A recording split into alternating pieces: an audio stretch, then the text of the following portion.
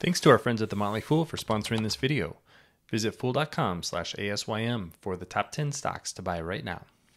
Coinbase continues to be on a tear. The stock has just rocketed higher since the SEC filed a lawsuit against the company earlier this summer. I think this is a really surprising reaction, but actually this week there's some positive news. Could actually give some operational momentum to Coinbase. So that's what I want to dig into today.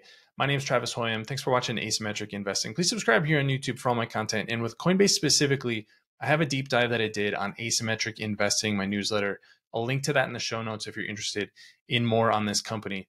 But I want to get right to it with Coinbase. This is from CoinDesk earlier today. I'm recording this on Tuesday, and it says that the stock soared after Coinbase reached an agreement with the CBOA for a surveillance sharing agreement for 5 Bitcoin ETF applications.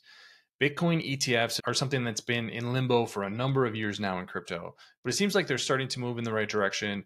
There were some applications earlier in the summer, actually right after the SEC filed a lawsuit, and it appears that Coinbase is actually going to play a really key role in a lot of these ETFs, not by offering the ETF itself, but by being the custodian for the assets in the ETF.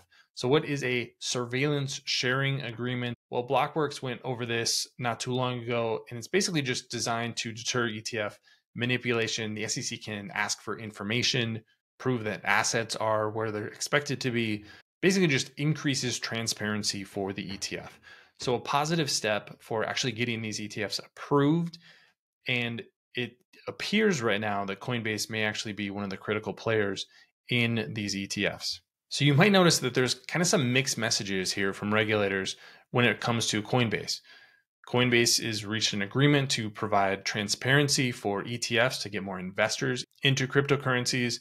At the same time, the SEC is suing Coinbase because it was allowing people to trade what it called securities. Now, Bitcoin appears not to be one of those securities, but there's a laundry list of securities that Coinbase was supposedly allowing people to trade.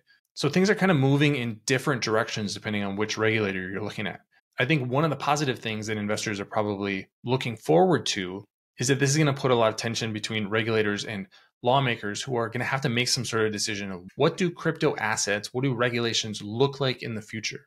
We need to have some sort of answer to that. And just simply answering the question, saying this is what is a security, this is what's not a security, here's how you create a token or trade a token in a legal way. That's going to be a positive for not only Coinbase, but the entire crypto Web3 blockchain ecosystem. That's what I think is fundamentally bullish about the last couple of months, is that those answers are at least on the horizon.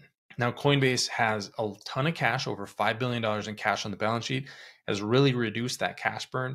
So it actually has the opportunity right now to come at the crypto market and the blockchain industry from a point of strength. It can invest when it knows where it's able to invest legally. It may be able to acquire some competitors that can add some tools that it needs. I think ultimately this is going to be really good for the company, but this is going to take many, many years to play out.